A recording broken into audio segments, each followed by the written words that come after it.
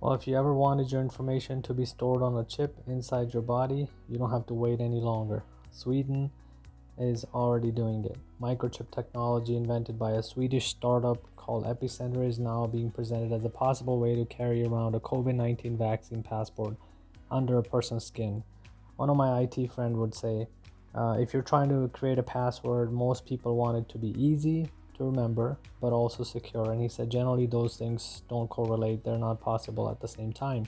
And this is what is happening in Sweden. And first, to clarify, this is not something that is being imposed as of yet by the government, but it is something that is a voluntary thing for people to do on their own.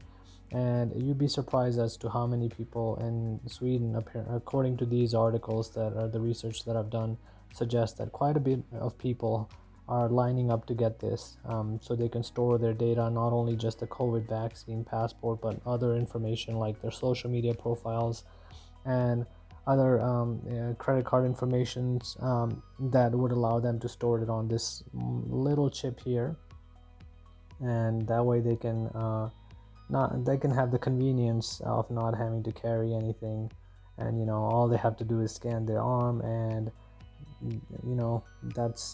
that will get them anywhere. After the chip is implanted, data such as vaccine passport can be stored on it using NFC compatible devices. So like your phones, you can scan it with that as well.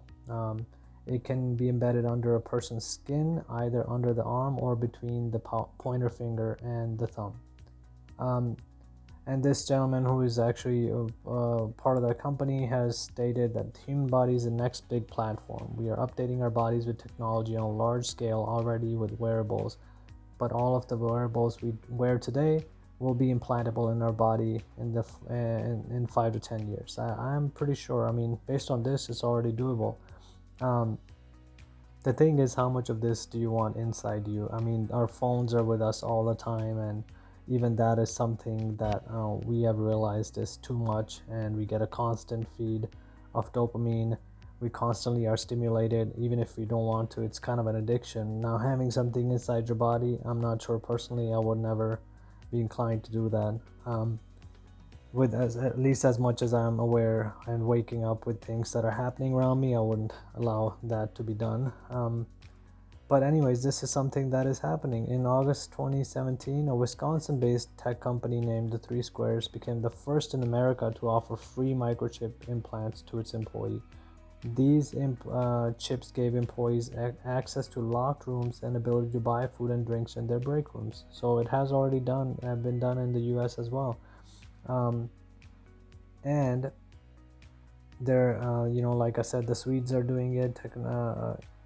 Thousands have inserted microchips inside their bodies, and like I said, they will store emergency contact details, social media profiles, and e-tickets for events and rail journeys within Sweden.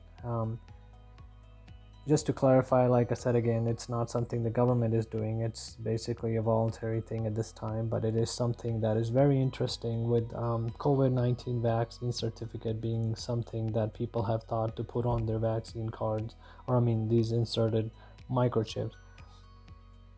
If this was something that we had talked about maybe a couple of years ago, or 10 years ago even, I wouldn't even think 5 years ago, I would have been like, come on, this is something you thought of it in a movie.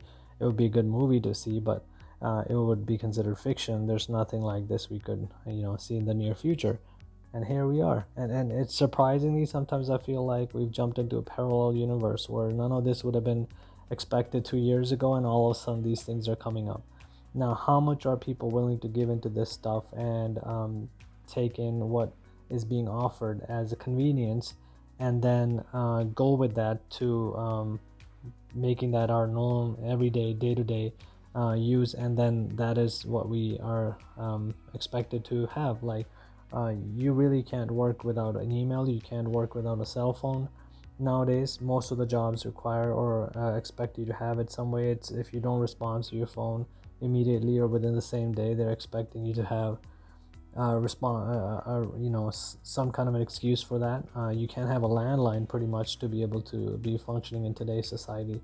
So if this is something that people are jumping into, I'm wondering how long it will take for us to normalize this, and how many of you would be interested in something like this. Make sure to leave that in the comment. If you like this video, like, subscribe, and follow, and we'll see you on the next one.